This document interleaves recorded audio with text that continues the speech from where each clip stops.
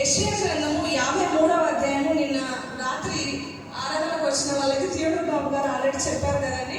యెషయా గ్రంథము 53వ అధ్యాయము మనం చదివినట్లయితే ఆ అధ్యాయం దేని గురించి వివరణ ఉంటుంది అంటే, యేసుక్రీస్తు ప్రభుల వారు శ్రమల గురించి, ఆయన స్వరూపం గురించి, బాధను నలగగొట్టబడిన విధానం గురించి, శిక్షణ గురించి, అన్యాయపు తీర్పుల గురించి మనము ఆ అధ్యాయంలో చూస్తాం కదండి.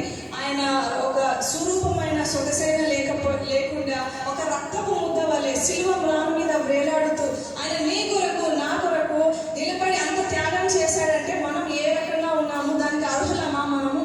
ఆయన అంతగా ప్రేమిస్తున్నాడు మనల్ని. మనం ఏ విధంగా ఆయనను ప్రేమిస్తున్నాం, నువ్వు దేవుని కోసం ఏం త్యాగం చేస్తున్నావు అనేది ఒక్కసారి మన అంతరాత్మంగా పరిశీలన చేసుకుంటే, మన కోసం దేవుడు అంత త్యాగం చేశాడు. మనం దేవుని కొరకు ఏం చేశాము ఒక్కసారి ఎవరైనా చెప్పగలరా? సీరియల్ చూడకుండా నేను మానేస్తా, దేవుని కోసం నేను ఈ పని చేస్తా, సినిమాలు చూడను, నేను మందు తాగను, సిగరెట్ తీసుకోను. ఇవన్నీ మన శరీరం ఆరోగ్యాలు బాగుండటం కొరకే మనము ఇవన్నీ తీసుకుంటాం. కానీ దేవుని కొరకు మనం ఏం చేస్తూ ఉన్నాం? దేవుని కొరకు మనం ఏం చేయాలి అని అంటే, ముఖ్యంగా మన సమయాన్ని, మన విలువైన సమయాన్ని యేసుక్రీస్తు ప్రభుల వారికి ఆ సమయాన్ని మనం ఇవ్వాలండి. దేవుడు మనకి ఇచ్చిన ఉద్యోగాలను బట్టి దేవునికి స్తోత్రం. బట్ ఆ ఉద్యోగాలను బట్టి నువ్వు దేవునికి దూరం అవ్వడం దేవునికి ఇష్టం లేదు. దేవుడు నేను ఒక మంచి డాక్టర్గా పెట్టాడు, ఒక పోలీస్ ఆఫీసర్గా, ఒక ఇంజనీర్గా, ఒక మంచి ఐఏఎస్ ఆఫీసర్గా, అధికారిగా నేను పెట్టాడంటే దేవుడు ఆ పదవిలో ఉండి నువ్వు రూల్ చేయమని కాదు. కానీ నువ్వు ఎంత ఎదిగినా దేవుని సన్నిధిలో ఒదిగి ఆయన పని చేయాలని, ఆయన నిన్ను ఎన్నుకొని నిన్ను ఏర్పరచుకొని దేవుడి లోకంలో నిన్ను నిలబెట్టి ఉన్నాడు అనేది మనం ఒక్కసారి సమయంలో జ్ఞాపకం చేసుకోవాల్సిందిగా కోరుచున్నాము.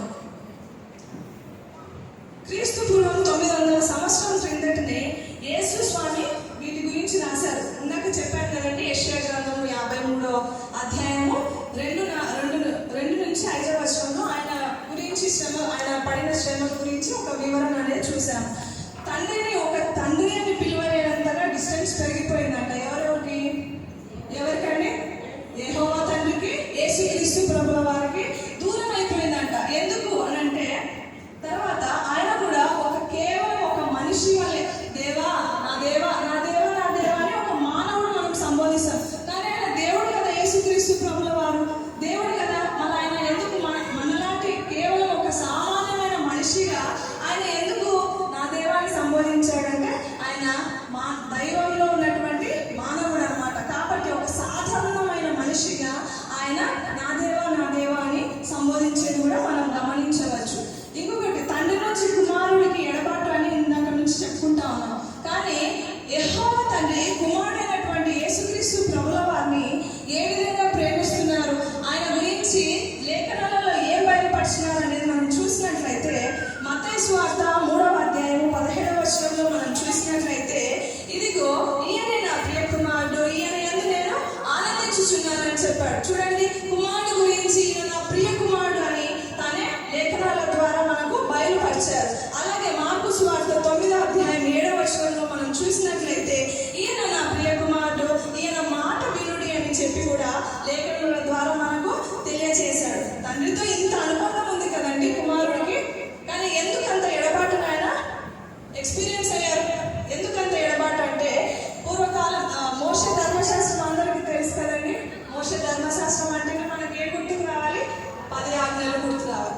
అవన్నీ ఆచరిస్తే మనం పాప నుంచి విడుదల పొందుతామా? పొందలేదు. కాబట్టి ఆ ధర్మశాస్త్రాన్ని దేవుడు మన కోసం పెట్టాడు. కానీ ఆ ధర్మశాస్త్రం వల్ల కూడా మనకి పాపం నుంచి విడుదల విముక్తి కలగలేదు. కాబట్టి ఆ తండ్రి అయిన దేవుడు, పరలోకపు తండ్రి అయిన దేవుడు తన కుమారుడైనటువంటి జనదైక కుమారుడైనటువంటి యేసుక్రీస్తు ప్రభుల వారిని ఈ లోకానికి పాపపు శరీరంతో ఈ లోకానికి మన కొరకు రప్పించున్నాడు. ఎందుకు అంటే, కేవలం నీ నీచమైన పాపములు, నా నీచమైన పాపములు తన వీపు మీద మోసుకొని భరించడానికి, మన పాపాల నుండి మనకు విమోచన కలుగుటకు ఆయన సిలువలో బలి అయినట్లుగా మనం చూస్తా ఉన్నాం. ఒక శ్లోకం చెప్తానండి. అపర వ్యవస్థను సారైన రుదిర పాతం విన పాప విమోచన నబితచ. అంటే రక్తము చిందింపకుండా పాప క్షమాపణ కలుగుతుందా? లేదు కదా. సో హెబ్రీయులకు రాసిన పత్రిక 9వ అధ్యాయం 22వ వచనంలో మనం చూసినట్లయితే ఒకసారి దయచేసి చదవగలరా? హెబ్రీయులకు రాసిన పత్రిక 9వ అధ్యాయం 22వ వచనం.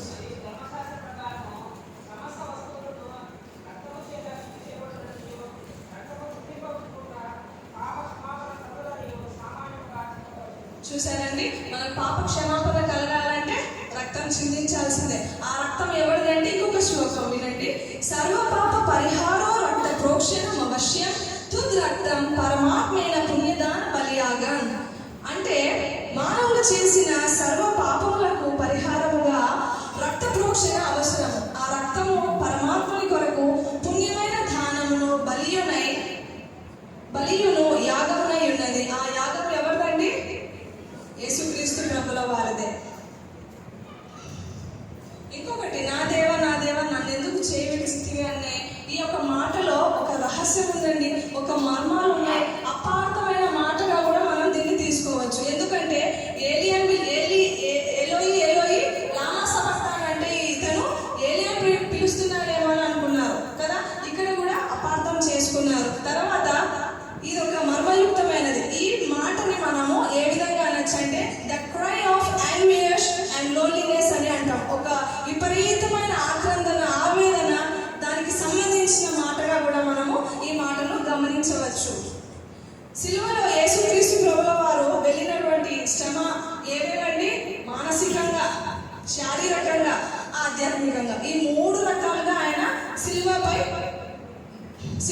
భారాన్ని భరించాడు. శారీరకంగా అంటే ఇంతకుముందు గురులమ్మ గారు ఇంకా అందరూ చెప్పారు కదండి. శారీరకంగా ఏ విధంగా హింసింపబడ్డారు? ఆయన ముళ్ళ కిరీటము, కొరడాలతో దెబ్బలు, ఆయన చేతులకి చీలలు, కాళ్ళకి చీలలు, పక్కలో బల్లెము కదా. వీటన్నిటిని శారీరకంగా ఆయన 3 గంటలు ఆ బరువైన ఎత్తైన సిలువను మోసుకుంటూ, మొయరాని ఆ సిలువ మ్రానును మోసుకుంటూ ఆయన ఎంతో వేదన పడుతూ ఆ శారీరక బాధను అనుభవించినట్లుగా మనం చూస్తాం. మానసిక బాధ అంటే ఏంటండి?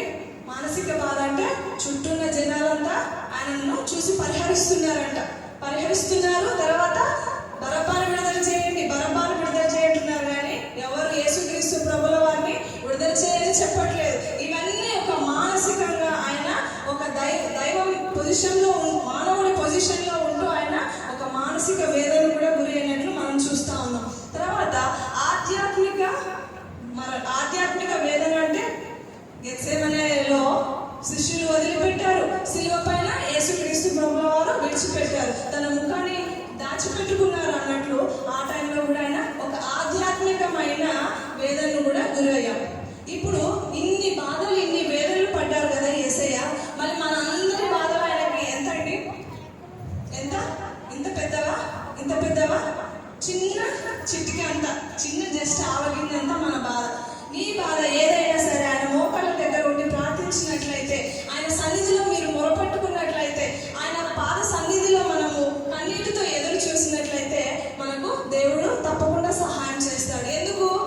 Already he went through that కదా సిచ్యువేషన్. ఆ సిచ్యువేషన్ దాని గుండా నడుచుకుంటూ వెళ్ళారు. ఆ శారీరకంగా, మానసికంగా, ఆధ్యాత్మికంగా ఆయన శ్రమలలో అనుభవించి వెళ్ళాడు. కాబట్టి నీ సమస్య, నా సమస్య ఆయనకు పెద్ద కష్టమే కాదండి. కాబట్టి ఏ సమస్య ఆయన హస్తాన్ని మనకిచ్చి మనకు సహాయం చేసేవారిగా కూడా యేసుక్రీస్తు ప్రభుల వారు ఉన్నారు.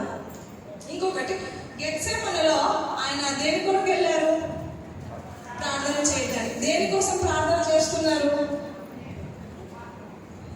సిలువ భారం ఎక్కువైపోయి ఆయన ఏం చేస్తా ఉన్నారు? ప్రార్థన చేస్తూ ఉన్నారు. ప్రార్థన చేస్తూ ఉన్న సమయంలో ఏమైందంట? తన చెమట ఏమైంది? ఒక రక్తం వల్లే అంత వేదన, అంత బాధ ఆయన పడతా ఉన్నాడు. కానీ ఆ సిలువ కోసమే వచ్చిన యేసుక్రీస్తు ప్రభుల వారు